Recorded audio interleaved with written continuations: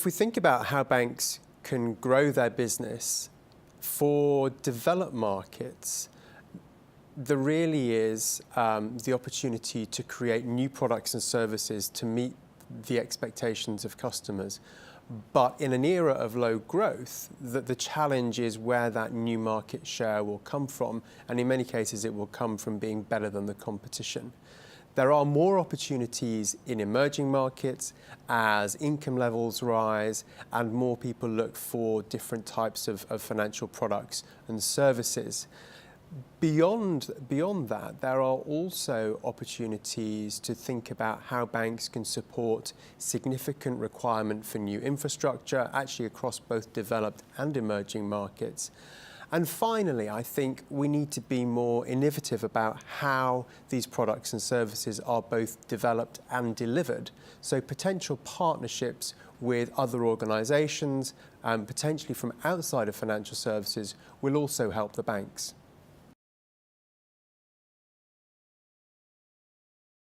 It's not just going to be about top-line growth for the banks. The transformation imperative needs to extend all the way through the bank to think about how they are structured, what is core versus non-core.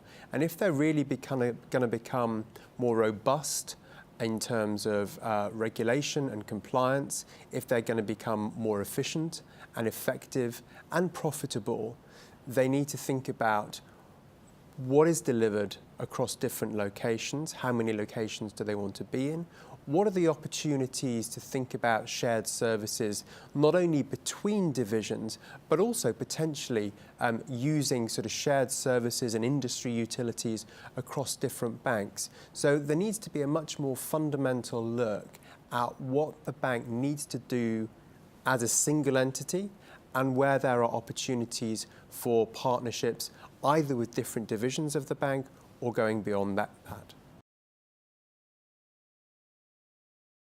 Incumbents are becoming more innovative and thinking about how they can leverage some of the ideas, not only from outside of the industry, but also from new entrants. And those new entrants themselves are also having a significant impact on the industry because they are cherry-picking different parts of the value chain. So whether we think about peer-to-peer lenders, asset managers providing direct lending, or whether we think about technology and telecoms firms, all of those new entrants are moving into different parts of the banking space and creating a significant challenge for the incumbents.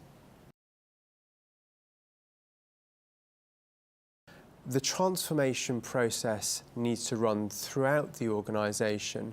For those that get it right, there really are significant opportunities across both developed and emerging markets.